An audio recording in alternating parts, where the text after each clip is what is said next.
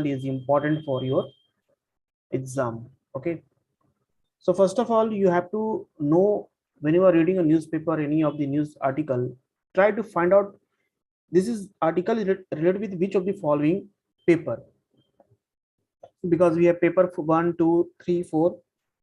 So try to understand whether this is a part of paper 2, paper 3, paper 1. Okay, so this type of things will help you to understand the importance of each and every news article. So let's start. The first news article is about, this is important for your prelims point of view and also for, you can say, important for mains exam. Maybe they can ask you a question in mains exam. So let's start the first article, Export Preparedness Index 2021. Okay, this is very important. They can ask you a question, which of the following organization released this report called Export Preparedness Index? So they can give you option Niti Aayog, Ministry of Commerce, okay, then they can Ministry of External Affairs. So Export Preparedness Index 2021 is released by Niti Aayog. Okay, so what exactly this index is explained all about? So recently the second edition of Export Preparedness Index 2021 was released by Niti Aayog. Okay, this is very clear by this statement that this preparedness index is released by the Niti Aayog. So let's study in detail about what exactly the motive behind for releasing of such index and what exactly the meaning Export Preparedness Index. So it was released by Niti Aayog in partnership with the Institute of Competitiveness, released the Export Preparedness Index 2021. So Niti Aayog, along with the one important institution called Institute of Competitiveness. So basic idea here is, whatever products or goods that India is exporting to other part of the world or other countries, that should be a quality wise and quantity wise, whether they are competitive with the foreign material or not. This is very important to understand that India is exporting the product to different part of the world.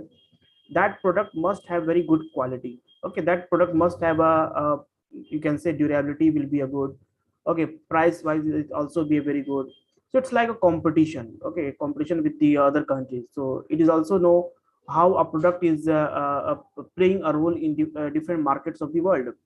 Now this report is comprehensive analysis of India's export achievement.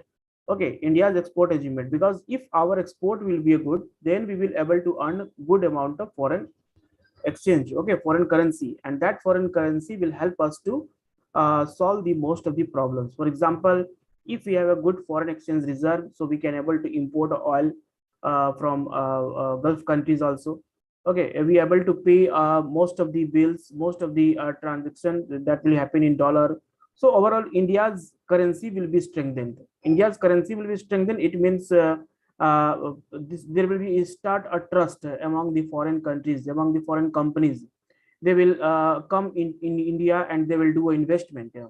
So it's like a strong. It's so the indication is strong economy. Okay, means that India government is focusing on all those areas where all those goods that are important for export and that give a good money for India. So that's record is very, very important. Okay, so main aim here is to instill a competition among all Indian states, coastal, landlocked, Himalayan, and UT or city states. So there is some advantage and disadvantage among the state, and we know a term called competitive federalism. So competitive federalism is a term where it is a competition among the states in India. For example, some of the coastal states have their good advantage because the ports are available. So this ports helps to promote export and import. They will also help in set up a special economic zone in comparison to those states which are landlocked or Himalayan states. Himalayan states, transport facility is not good. Okay, setup of industry is not possible. So they mostly rely on natural things. So there is some difference, you can say regional disparities among the states, coastal states and inward states. So main idea here is export preparedness index is to make a competition among all the states. All the states play equal role. Okay, equal role in the sense they can manufacture the products that can be export to different part of the world. They have a different advantage. They are different importance. For example, coastal areas like Mumbai, Maharashtra, Gujarat are they exporting cotton products to different part of the world. Some landlocked states like Chota Nagpur Plateau, they are the all states that landlocked plateau, landlocked states like Jharkhand, Odisha, Chhattisgarh. Okay, Madhya Pradesh states are exporting some you can say marble, some type of minerals to different part of the world. So basic idea is how we can make a competition among the states. Okay, and the competitive federalism, that is the term we use generally, that explain a difference between two states. One state have a good advantage in terms of better infrastructure, so company will be a more company will be come and they set up industry in particular state. For example, if you're comparing Gujarat with Bihar, so Gujarat is more advantage as compared to Bihar. If any of the foreign company, if they want to open set up a new branch, they will prefer to go Gujarat instead of going Bihar, because of very much local politics is not good in Bihar, infrastructure is not good, labors are not available, education literacy rate is not good. All these are advantages given in Gujarat. Even Gujarat is a port, have a good very good Kandla port is there. Okay, so this will be helps to export and import of the products more easily. Okay, so a main idea here, export preparedness index, is to make a competition among all the states, whether it's a coastal state, landlocked state, Himalayan state, UT or central states. Okay, so main idea here is to make a competition. Second important thing is here, why this export preparedness index is very important, because it will bring a favorable export promotion policies. Okay, for example, many of the port cities, the port states, where most of the coastal states have a very good port, so their export promotion policy will be different. And those states like landlocked state, if there is very good quantity of minerals are available, so that minerals can be, how these minerals can be able to reach nearby export port areas, that policy is important. Is the regulatory framework to promote sub-national export promotion, or create the necessary infrastructure for exports, whatever the necessary infrastructure, like construction of road, railway routes. Okay, better connectivity, shortcut routes should be like where a product can be reached on time without any delay. Okay, this type of infrastructure must be created. Assist in identifying strategic recommendation for improving export competitiveness.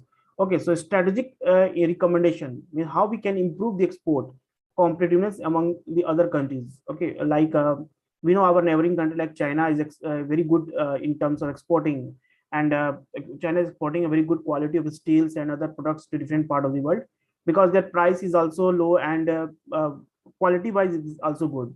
So there is a competition among these two countries. So India have also means have to export the products with a very good price and with very good quality, so that a trust must be built among the foreign countries. Okay, now among this the following are the you can say ranking. Maybe they can ask you in prelims, like statement wise questions. Recently export preparedness index was released, which the following statement is correct. So in among all the states of India, Gujarat ranked number one for the second time in a row. Okay, so Gujarat ranked number one. So why Gujarat is ranked number one in export preparedness? Because Gujarat have very good coastal areas. Okay, good policies are there. Infrastructure development is very good. Okay, that's why it's performed very well, and the whatever the products they are exporting is also giving more advantage to Gujarat states. Now, after this, you see the Maharashtra, then Karnataka, Tamil Nadu, Haryana, Uttar Pradesh, Madhya Pradesh, Punjab, Andhra Pradesh, and Telangana as the top 10 performance. So you see, out of the top 10 performance, most of these states are coastal states like Gujarat, Maharashtra, Karnataka, Tamil Nadu, and like Haryana, Uttar Pradesh, Madhya Pradesh, Punjab, Andhra Pradesh, Telangana. These are the also the states where promotion of goods are very high. So this edition has shown that the most of the coastal states are the best performer, with Gujarat as the top performer. Coastal states have their own advantage because cheap sea routes are there, sea routes that can connect a very good market of Africa. If you see the India western part coastal area, very close to the your Africa part. Okay, Africa part say both close here, so they can export very easily the products. Even eastern part also very able to very good access to your Southeast Asian countries like Indonesia, Thailand, okay, Myanmar, Cambodia. Okay, these are the Vietnam. These are the countries where very good markets are available. So overall, we can say both western and eastern coastal plain have a very good location for improving their export and connecting to rest of the world. So in the category of landlocked states, which of the following is called landlocked state? Landlocked states are those which are not having any water bodies. Okay, they are not have water is not touch any water body. They are called landlocked states. Like Haryana was the best performing state. So among Himalayan state, Uttarakhand topped. Uttarakhand is the number one in Himalayan state. Himalayan states also have their own disadvantage, like transport facility is not good because of undulating land surface. Land surface are not a plain. Okay, like you see Uttar Pradesh, Madhya Pradesh, they are very plain area. So transport facility is very good, like construction of railways, roads, all are very good. But in terms of Himalayan states, now the Uttarakhand is have many of the Lipu Lake Pass, okay, that connect very easily to your Chinese part, okay, Nepal connected. So they can also doing a very good performance in exporting the products or different part of the world. Among the UTs, also performing very well. Some UTs are also performing very well, and like we have union territories, like among union, Delhi has topped in the index. Okay, the followed by Goa, Jammu and Kashmir, Chandigarh, Puducherry, while Uttarakhand, Himachal Pradesh, Tripura, Sikkim, Manipur were the top 5 places among the Himalayan states. Now, growth in terms of growth of India's export is 36%. So there is total growth is 36% of India's export. This is very good news. While the world trade growth is 30%. So this indicate a very good sign for India's economy. If India is doing a lot of export in foreign countries, it means our performance is very good, and the world means believing in India's product. And you know that main thesis here is to become Atmanirbhar. So Atmanirbhar means self-reliance in those products. Even we are becoming self-reliance in making of supercomputers, in defense technology, in nuclear technology, we are doing a very well to become self-reliance. So if our growth will be our export will be increasing, it means that our rupee will be more strengthened, and many of the foreign countries companies will visit India and they will start a new business. So overall, it will be entire development. Then merchandise is means a type of goods. Okay, so India's share in the world merchandise trade increased from 1.6 to 1.7%. So sector which contribute to the growth of include vehicles. Okay, vehicles are also automobile industries, electrical machineries, iron and steel. These are the areas where we are performing very well, and our growth is also increasing in terms of export. Now the value of total global trade is around 224 trillion US dollar, of which India's export is 400 billion US dollar. So there is a massive potential. Okay, so we have a massive potential to we can expand our you can say leg more in world's market if we will focus more on products and quality of the things that required in entire world. So entire world, what they are required? They required electric machineries, iron steel industries are performing well. So vehicles, automobile industries, India's manufacturing of different types of companies are here that manufacture different vehicles that can directly export to other part of the world. Okay, now these are some important good sign about the export preparedness index, and this is also showing the recovery from the COVID-19 global. Okay, so because of the COVID-19, there was a complete shutdown of all the businesses. So we are improving very well. The COVID-19 pandemic upended the existing economic structure and exposed the fragility of global trade and economy. So because of lockdown, entire things were disrupted. None of the country are engaged in any type of export. So, but it shows that export preparedness index, so that after post COVID-19, we are performing well. Okay, we are exporting the products very high in different parts. So after 2 years of COVID-19 pandemic, the recovery from adverse effect on economies is still far from achieved. We are not achieved our target, but we are performing. We are slowly moving towards the target in a positive way. One of the most vital component of the economy is the export of goods and services, which was gravely affected worldwide due to consistent imposition of lockdown and shutdown of major economies. Okay, so all over the world, not in India, all of the world suffer because of this lockdown situation. Furthermore, events such as Suez Canal blockage impinged the global trade recovery. So remember, last year there was a Suez Canal was complete blockage, and that also Suez Canal very important sea route that connect India Red Seas, okay, in Indian Ocean Red Sea with the Mediterranean Sea. Okay, so it connects the part of Asia and the part of Africa and Europe. So that part is very good. So in terms of India, despite this challenge, India has shown a great resilience in export and achieve a record high growth. So India ka jo performance hai, they are very good. India has been showing a positive statistics in export since the beginning of the financial year 2021. In December 2021, India achieved the highest ever export, 37 billion US dollar, a 37% jump on December over December 2020. So this is a positive sign for India that India is performing well and India is exporting the goods to different part of the world in a more proper manner, and we are able to get a more money. So if we will have a good income, so that will this will strengthen our foreign exchange reserve. Okay, now this global preparedness means export preparedness index that released by the Niti Aayog. Okay, actually is behind it work behind the four pillars. Okay, the four pillar and the rationale behind the selection is given. First is about the policy. We are considering that what state's policy is.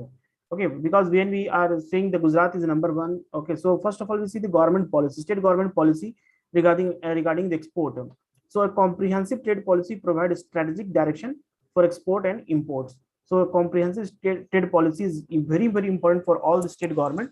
They can implement, okay, whatever the goods or whatever the resources are available that they can able to export, and they earn a good money, they must export it. Okay, then second importance is the business ecosystem. So efficient business ecosystem can help attract investments and create enabling infrastructure for business to grow.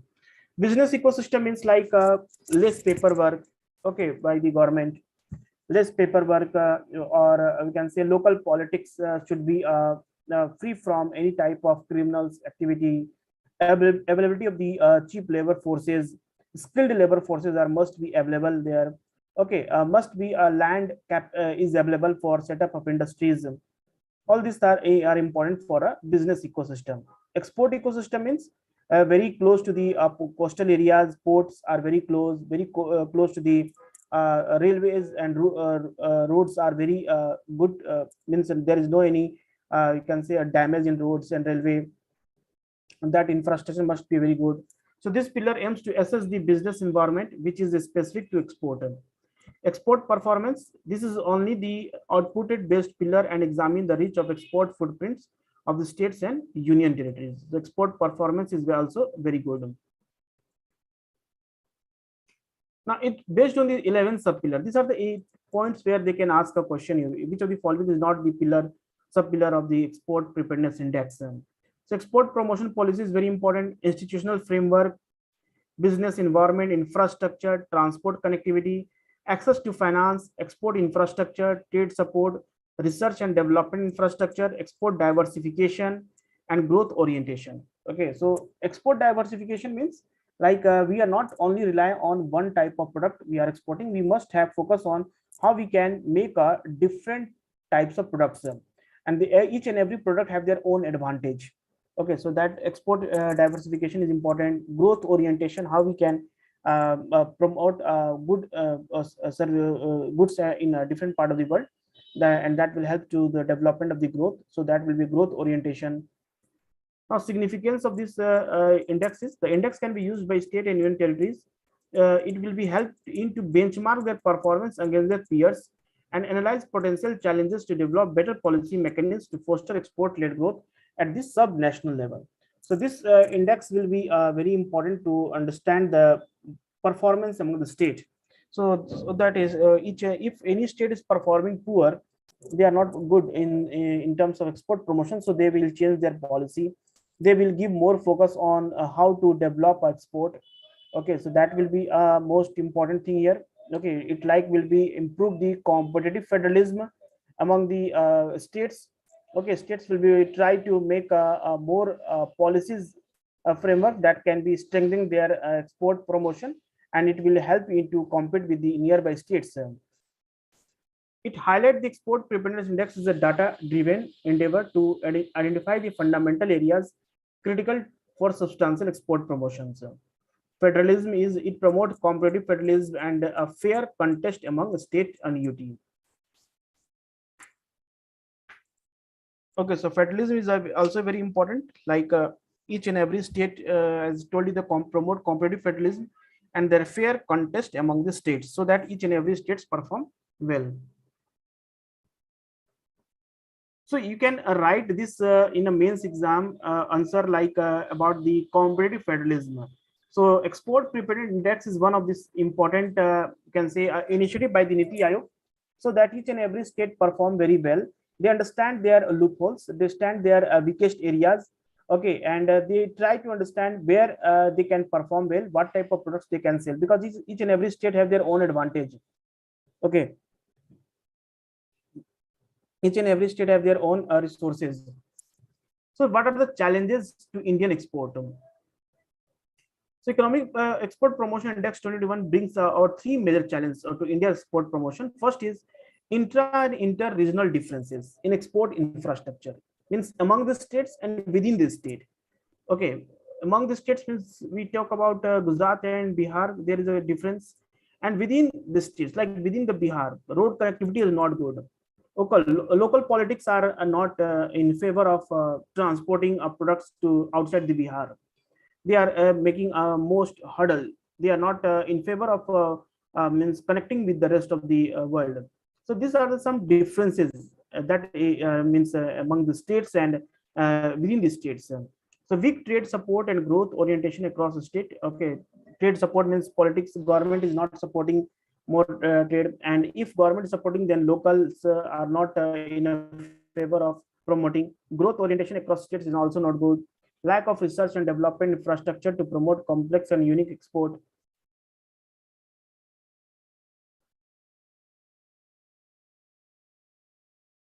So research and development is very important. Infrastructure, like we are suppose we want to research and development is required in every areas. For example, pharmaceutical industries, like we should have a good research and development to know how we can make a very cheap quality of drugs or medicines that can be export to countries like all the African countries, okay, then Latin American countries, European countries, Southeast Asian countries, so that a cheap quality of drugs that can be cure a very deadly diseases can be able to export it. So we have to work on, there is also need to work on continuously on strengthening our manufacturing and infrastructure ecosystem. Manufacturing infrastructure ecosystem, we have to work. We have not only to say that focus on only your these areas, okay, means a promotion of research and development. We have to focus on manufacturing things. Suppose a very good quality of mobile phone is required all over the world, so we have such a manufacturing, such infrastructure, so that we can able to also manufacture such type of products. Okay, ecosystem at the state and UT level to ensure robust growth of export in the future. Now it will be also having better connectivity. So currently a lot of export is credited to Andla and Nava Sheva or Kakinad, but those goods may be originating elsewhere, which is increase the cost of product due to storage and transport. So connectivity is very important. Suppose a thousands kilometer cover a distance, a truck is cover a distance 1,000 kilometer, and then it reaches the Kandla port. So the transportation cost is very high, because the nowadays price of petrol, diesel, 100 rupees. Okay, so that's why this will be a more transport cost. Okay, so we should be a better connectivity, like inland waterways is one way we can able to connect very good way. Okay, and we can use a renewable source of energy. Electric vehicles should be a promote, so that it helps to reduce the pollution also, and also dependence on fossil fuels. So what should we do in future? So if utilized properly, okay, if we focus on index and whatever the things are suggested, if we will utilize very if properly and understand where is we have to focus, what are the area where we have to focus, so we can able to valuable tools. The index can be a valuable tool for the government and policy makers in encouraging healthy competition among the states and UTs, hence enhancing the India's standing in the global export market. So export from preparedness index 2021 will help the state and UT in a long way to plan and execute sound export oriented policies for ensuring the conducive export ecosystem to make maximum utilization of their export potential.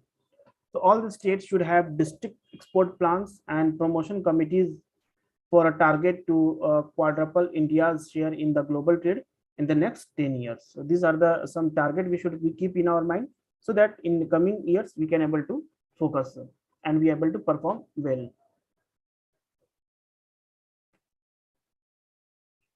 So our next important current affair news is about international relation, or you can say regional grouping or regional organizations. So this is called BIMSTEC Ministerial Meeting.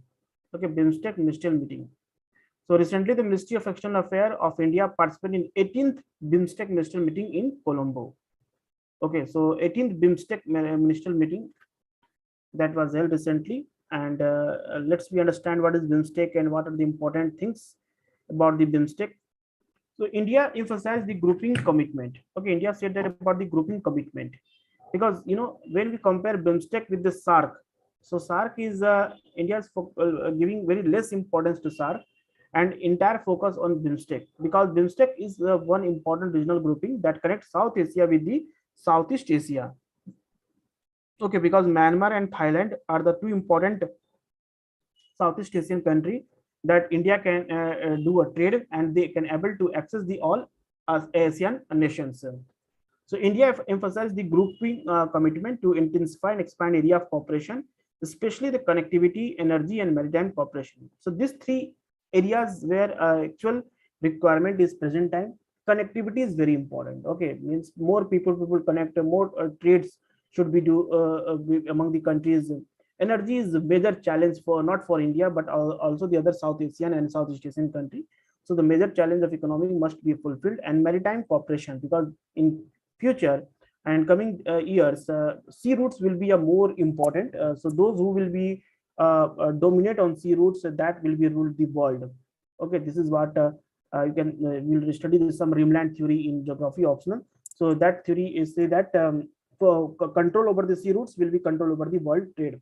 So maritime cooperation is very important. Like China's influence is increases and by One Belt One Road initiative. So to counter China, India have to take means role of as a global leader, as a regional leader, and to gain a trust of the all the member of the BIMSTEC.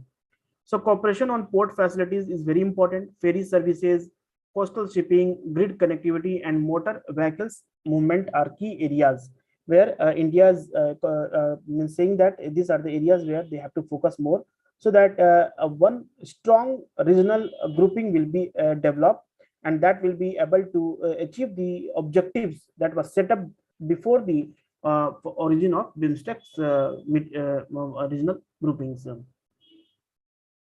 So a little bit know about the BIMSTEC. So it is known as Bay of Bengal Initiative for Multi-Sectoral Technical and Economic Cooperation. So Bay of Bengal name itself indicate that all the nations that are making a border with the Bay of Bengal, and this is one of the important water body that you can say strategically important, so that we have to make a maritime cooperation more in Bay of Bengal. Okay, it is a regional organization that was established on June 1997 with signing of Bangkok Declaration. So it is initially known as in initial part it is known as Bangladesh, India, Sri Lanka, Thailand Economic Cooperation. The organization is now known as BIMSTEC and comprises the 7 member states with the admission of Myanmar on 1997 and Bhutan and Nepal in February 2004. So this type of they can ask a question about the sequence, which of the following country lately joined the BIMSTEC. Okay, the grouping holds annual meeting hosted by its member state based on alphabetical rotation. Okay, so alphabetical Sri Lanka is the host nation this time. So you see BIMSTEC include your Bangladesh, India, Myanmar, Sri Lanka, Thailand. Okay, these are some important countries. Now, what are the focused sectors where they are BIMSTEC is focusing more on? So obviously all these South Asian and Southeast Asian have the common issues, and they have a common problem. So that's why they want a common solution also. So being a sector driven grouping, cooperation within the BIMSTEC had initially focused on 6 sectors. In 1997, the first is focused on trade, technology, energy, transport, tourism, and fisheries. In 1997, that focus was on trade, improvement of trade, improvement in technologies, improvement in energy, transport, tourism, and fisheries, and expanded in 2008 to incorporate agriculture, public health, poverty alleviation, counter-terrorism, environment, culture, people-to-people contact, and climate change. Subsequently, the following steps to rationalize and reorganize the sector and subsector. Cooperation was reorganized in 2021 under the following sector and subsector led by the respective member states.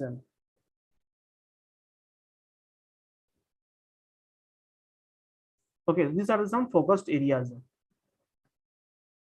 Now you see the what are the important sectors, okay, and what are the important areas.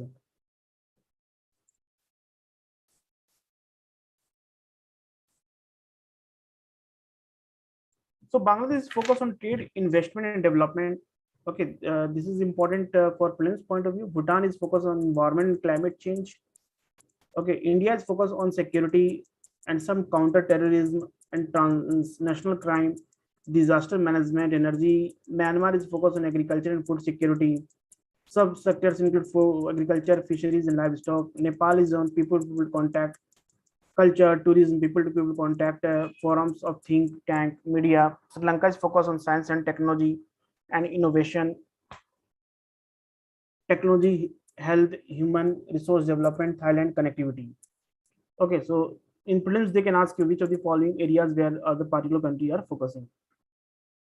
So BIMSTEC importance is very important nowadays because of more power is you see in BIMSTEC, because India's actist policy is entirely based on the BIMSTEC grouping. Actist policy where India can continuously look toward the look toward the Eastern countries, not only looking, but they have to do actions. Means they have to sign agreements. Lot of connectivity, people-to-people movement, multiple meetings are required, so that they able to do a very good business among themselves. So BIMSTEC region brings together 1.67 billion people and combined GDP of around $2.88 trillion US dollar. The growing value of BIMSTEC and its attempt to generate synergy through collective efforts by member states and can be understood for the three key reasons.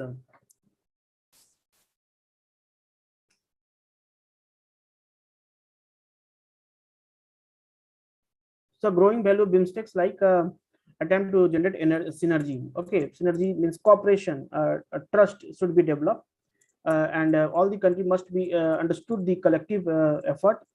Okay, and these are the area like greater appreciation of BIMSTEC's potential due to geographical contiguity. These all countries are geographically connected with each other, and if these countries are cooperate with each other, they can able to improve the maritime security.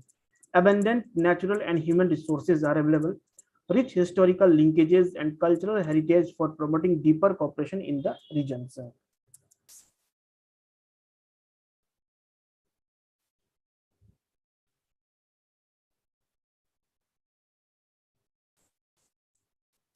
Now, this region has the potential to become the epicenter of the Indo-Pacific idea, a place where the strategic interest of the major power of East and Southeast Asia interact. Okay, so they have potential to become an epicenter of Indo-Pacific idea, like a strategic interest of the major power East and Southeast Asia intersect. So it serves as a bridge between two major high growth center Asia, South and Southeast Asia.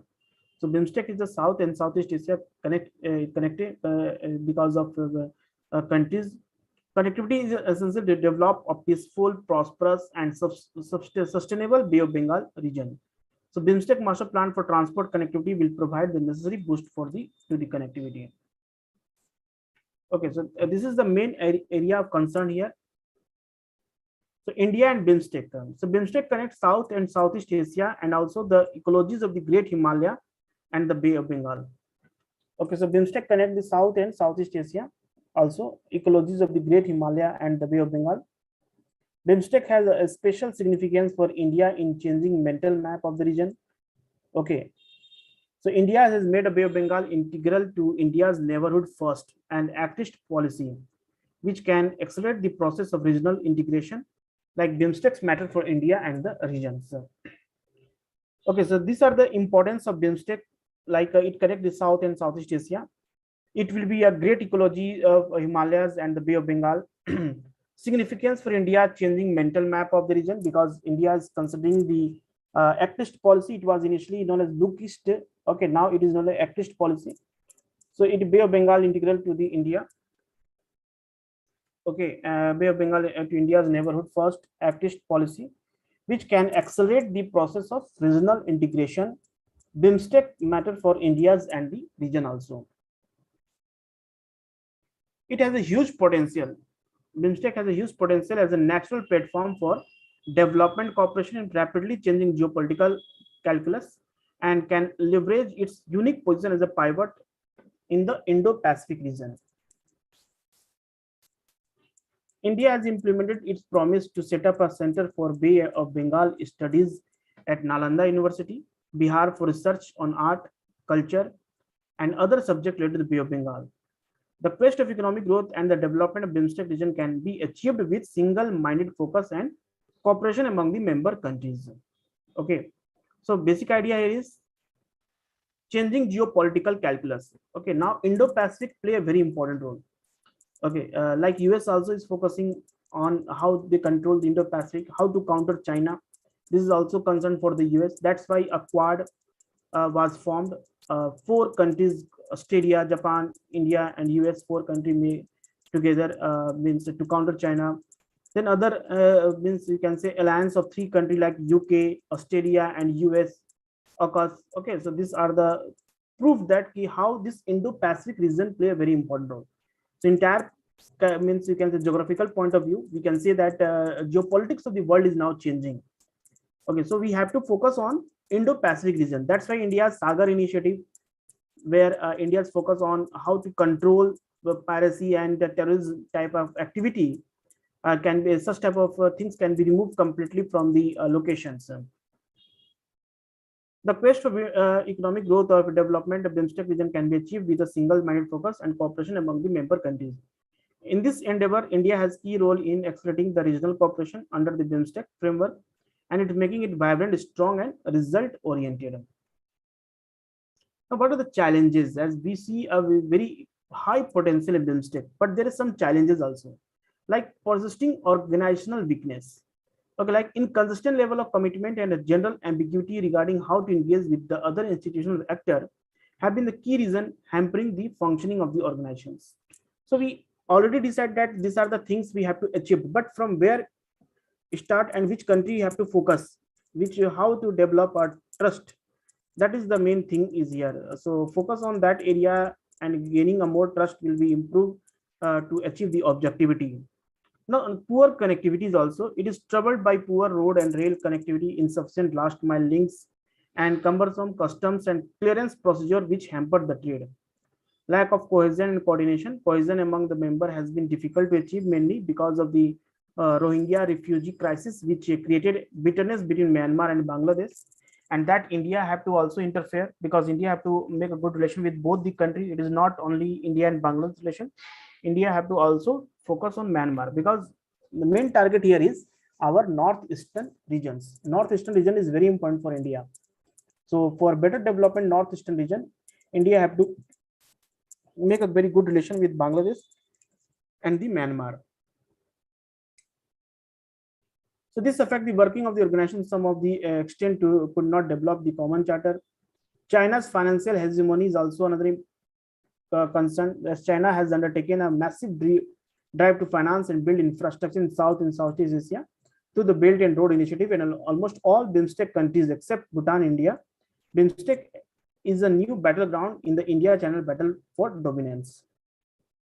Other issues like it is called a passing challenge that confront the regions include the emergence of dead zone with zero oxygen, where no fish survive, leaching of plastic from rivers as well as the Indian Ocean, destruction of natural protection against the flood, such as mangroves, okay, sea erosion, growing population pressure. Peoples are migrating now because of sea level are rising, so many of the lands are islands are submerging under the water, so people are now migrating. Industrial growth in coastal areas is now banned because of government say ecological sensitive zones area. So this type of industry should not be set up any of the coastal areas, and consequently huge quantity of untreated waste flow is some of the cause of concern. Okay.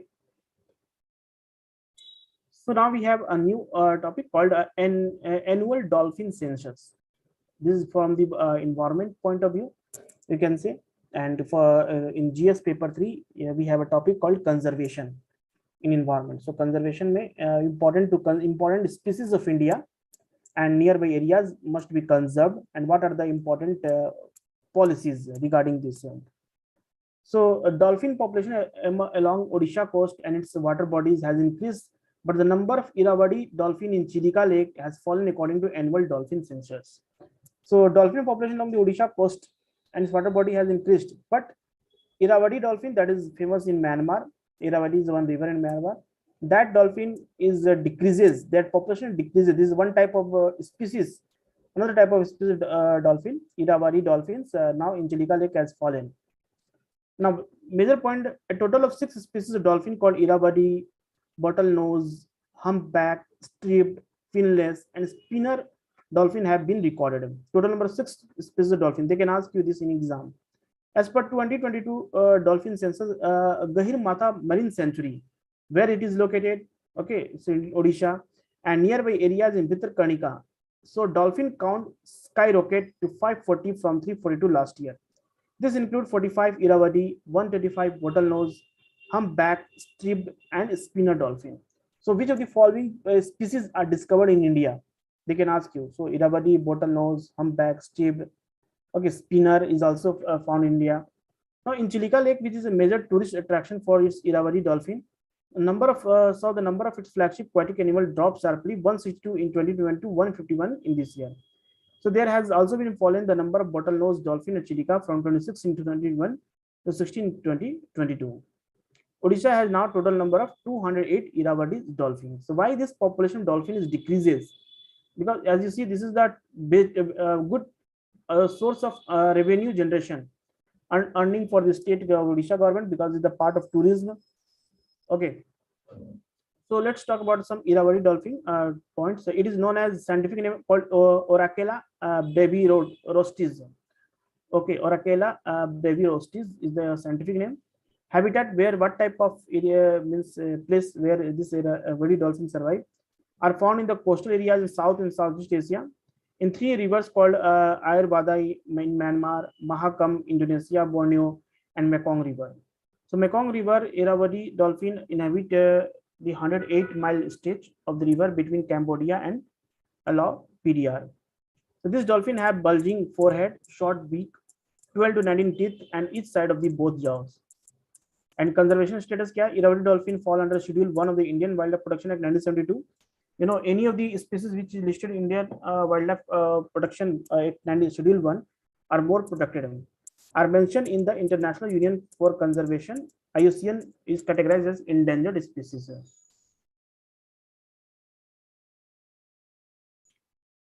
Now, Chilika Lake is very important, you can say aquatic ecosystem. So it is a brackish water lagoon. Lagoon is like some water that is not mixed with the seawater. Okay, suppose this is the seawater. So it is a lake, one lake is present, and this is the land surface. Now this land surface not allow the water of this lake to mix with the seawater. So this is called a lagoon. So this is called brackish water lagoon. As you see, this is the Chilika Lake, part of the Chilika Lake, spread over the Puri, Khurda, and Ganjam district of Odisha on the east coast of India. It is Asia's largest saltwater lagoon.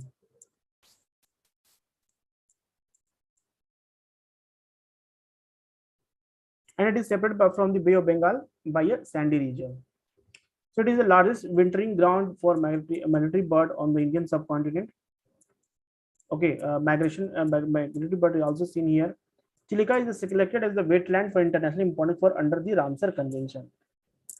The Ramsar Convention wetland of international importance, especially for waterfowl habitat, is the international treaty for conservation and sustainable use of wetland. Then other Gahir Mata Marine Sanctuary also was in news. So it is a marine wildlife sanctuary located in Odisha.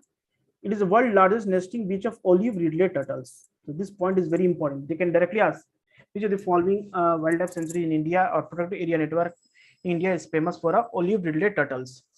It extends from Dhamra River mouth in the north to Brahmani River mouth in the south. So Gairmatha was declared as turtle sanctuary in 1977 by the Odisha after considering its ecological importance and as a part of effort to save the sea turtles.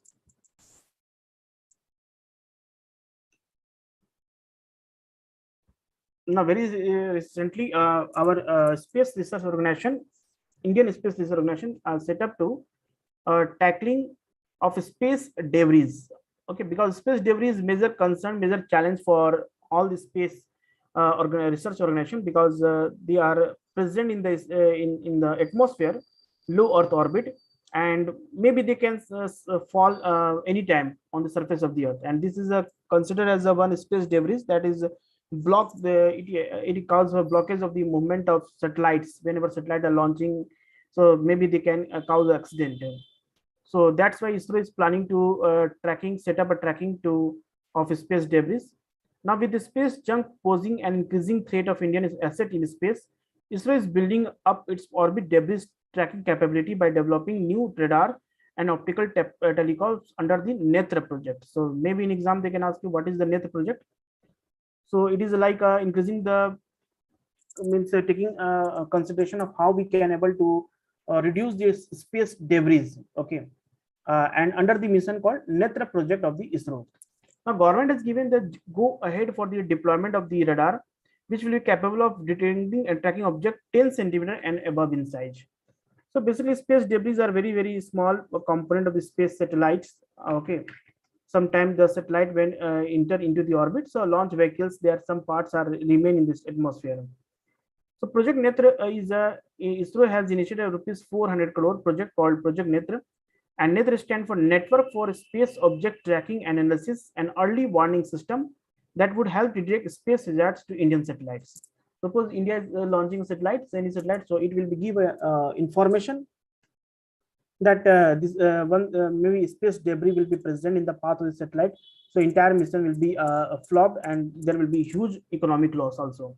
So to know in advance, we should know the presence of the debris in which part of the atmosphere before launching a satellite. Now, the project is expected to give India its own capability of the space situational awareness, something that other space power already have. So this is called space situational awareness, is to predict threats from debris to Indian satellite. That is the main idea here, is that in advance we know what exactly the situation, what exactly the presence of debris in the path of the satellite. So if we will know, then we will remove these space debris, then we launch it. Okay, the space situational awareness also serves as a warning system against the missile or space attack against India. It will also a defense point of view very important to know the enemy's some type of missiles, whether they are entering into India or not. Now, this India's space situational awareness would be the first for low Earth orbit. So it will be between the distance of 200 to 2000 kilometer distance. So under the Netra agency plan on putting up number of observational facilities, including connected radars, telescopes, data processing unit, and a control center. Now, eventual goal of the Netra would be the capture the geostationary orbit, which is reportedly seen at the 36,000 kilometer, where communication satellites operate.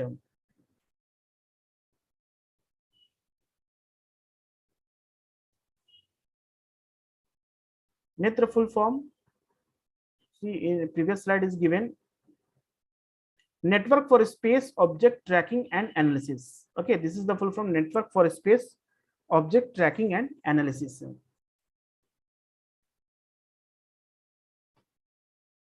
So this will be the high precision long range telescope inlay and radar in the northeast are also being planned, so that we are able to understand what exactly is present 36,000 kilometers above the Earth's surface. That is called geostationary orbit. Now, what is this space debris? The most space debris comprise human generated objects such as pieces of spacecraft, tiny flakes of paints from a spacecraft, parts of rockets, satellite that are no longer working, or explosion of object in orbit flying around the space at high speed. So hurtling at an average speed of 27,000 km per hour in a low Earth orbit, this object poses a very real threat, as a collision involving even centimeter size fragment can be lethal to satellite. So we see the satellites are going at very high speed, 27,000 kilometer per hour. And a small sized means you can say space debris is a very dangerous for a satellite that is launched. Okay, so it is called space debris. So this will be have a cascading impact. Any damage, even minor, to the operational space asset will have cascading impact on many vital systems, including communication, finance, power, transportation, time scheduling, critical defense related aspects. So suppose we are launching a satellite that can be a navigation satellite. So if anything will be collide with the navigation satellite, entire system will be disturbed. You will not able to reach your destination on time because that will not show a proper areas, proper map through which you are going to reach. Many state-of-the-art defense technologies such as drones, guided missiles, intelligence, data collections, encrypted communications, and navigation would be limited or can become inoperable with functionally crippled satellite system. So growing usage of large constellation of satellite, the growth of private sector investment in space exploration, the on-orbit breakup and collision, and anti-satellite testing, leaving thousands of fragments in the orbit, are all contributing to the spot in the space debris population. So this must be removed, okay, or must be we have information before going to launch a new satellite. Another important news article from your environment called mass coral bleaching. Okay, coral bleaching, you know, one very important term where you see the white corals. So instead of colorful corals, you see a white corals. So these white corals are called coral bleaching. So recently, the Management Authority of Australia's Great Barrier Reef confirmed that the reef is experiencing a mass coral bleaching event. Mass coral means very high quantity of corals are bleaching, means they are dying.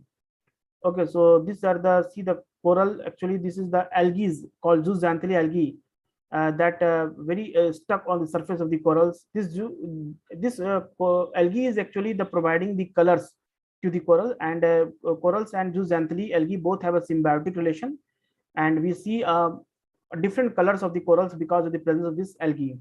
So little bit increase in temperature, these corals are these algae are temperature sensitive, they are dying, so entire corals look like a white in color. Okay, so what are the important event key findings are here? Repeating events like climate change, the sixth time that the coral reef system is being hit by widespread and damaging bleaching event, and the fourth time in 6 years that such an event has occurred. Okay, past occurrence in past is also this type of things, high coral mass bleaching has happened, like mass bleaching occurs have become more closely spaced in time, with the longest and most damaging bleaching event taking place in 2014-17. This started with reefs in Guam in Western Pacific region getting affected, then affecting the North, South Pacific and Indian Ocean also. Global temperature in 2007 was the third highest to ever recorded.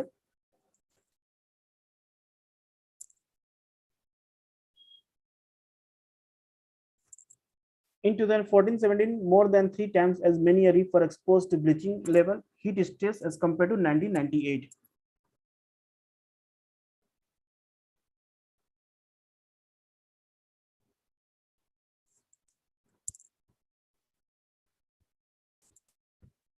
Now, what are the important threats to corals? Threats like, if temperature continue to rise, bleaching events may occur more often, and a large proportion of the remaining reef cover in Australia could be lost. Okay, so temperature is one reason. Maybe in synchronous with the La Nina event. La Nina is just opposite of El Nino.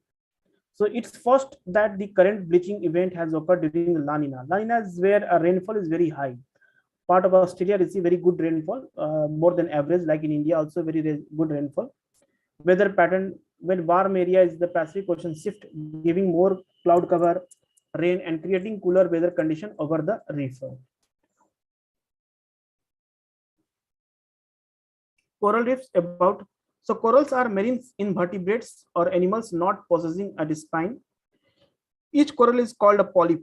Okay, and thousands of such polyps give together form a colony, which grows when polyps multiply to make copies of themselves. So it is like marine and invertebrates animals.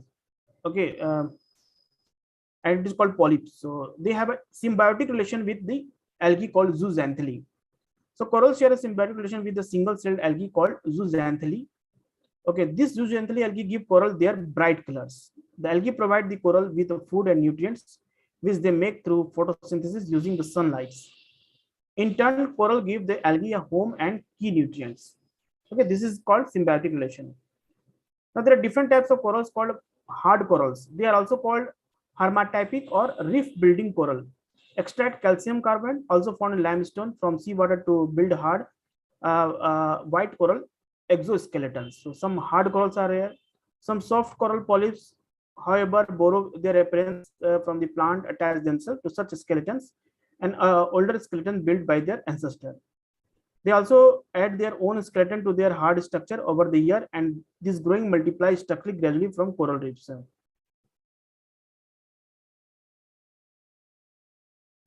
So they are largest living structure on the planet. Now this Great Barrier Reef, where you see a very high amount of mass bleaching is happened in Australia. It is the world's largest reef system. It's more than 2,300 kilometers. 400 different types of corals give shelter to 1,500 species of fish and 4,000 types of mollusks. Now, what are the significance of coral? It supports the marine biodiversity. Coral reefs support 25% marine biodiversity, including fish, turtles, lobsters. Even they only take up 1% of seafloor. Fishing industry is promoted because of more corals are available. The marine life supported by the reef further fuels global fishing industries.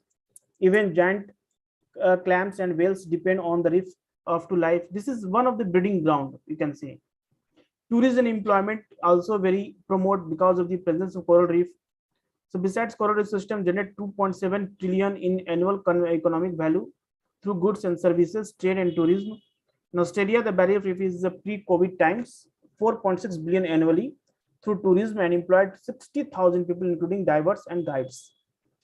Protection from storm. Also, the corals are reef also provide the protection from storms, waves like tsunami and cyclones. That's why they are very important. And the coral bleaching is started. It is like a under stress condition, the zooxanthellae or food producing algae living inside the coral polyps started producing reactive oxygen species, which are not beneficial to the corals. So the coral expel the color giving zooxanthellae from their polyps, which exposes their pale white exoskeleton, giving the coral as a bleached appearance. This also ends the symbiotic relationship that helps the coral to survive and grow. This is the process of bleaching. Causes are like we know, first cause is called increasing ocean temperature caused by climate change is the leading cause of coral bleaching. Storm generated precipitation can rapidly dilute the ocean water, and runoff can carry pollutants. This can bleach the near shore corals. Okay, and when the temperature are high solar irradiation contribute to the bleaching in shallow water corals.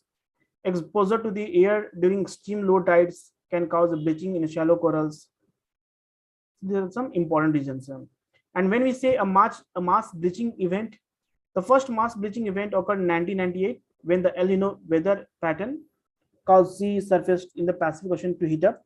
This event caused 8% of the world's coral to die.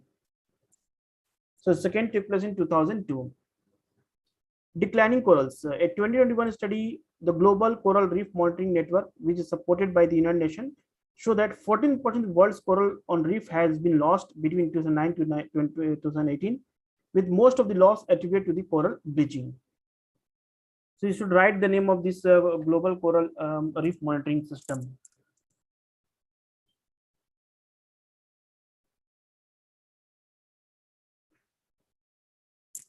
Now, one important scheme it was in news like Pradhan Mantri Awas Yojana Urban. Okay, this is for urban areas, not for rural areas. So, Union Minister told the Rajya Sabha that the Pradhan Mantri Awas Yojana for the urban area would be completed within a very short time, aiming the housing to all by 2022. Okay, so what is this Pradhan Mantri Awas Yojana? Empowering poor, Pradhan Mantri Awas Yojana Urban, a home for every Indian. 6.8 lakh houses constructed, 2 crore houses to be constructed by 2022. 95% of beneficiary would be from economically weaker section.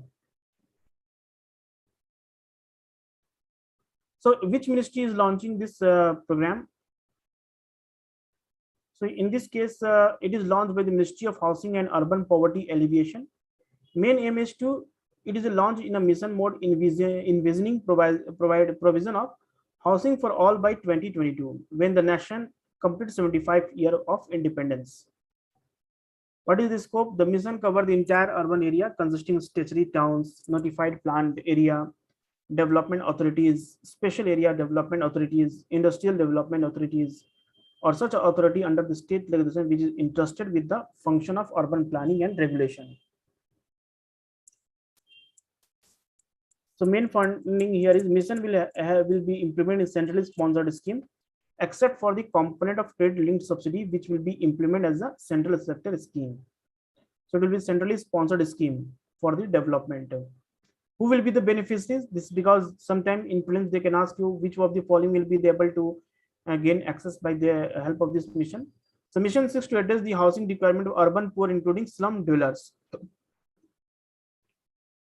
It includes economically weaker section,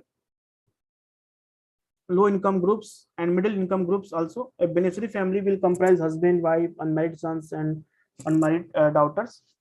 The ownership of house is provided in the name of female member or in joint name. Aadhaar virtual ID is mandatory. All eligible beneficiary under all component of this scheme would have an Aadhaar virtual ID, which should be integrated with the detail of beneficiaries. Okay, so these are some important news article of today's class. So we have discussed a lot of news both for science and technology, international relation, environment. Okay, there's a combination of from economics. So combination of many of these schemes are there. News articles are there. You will download this PDF file. I already sent to the Prabhat sir. You can download it. Okay, they must be upload today in evening.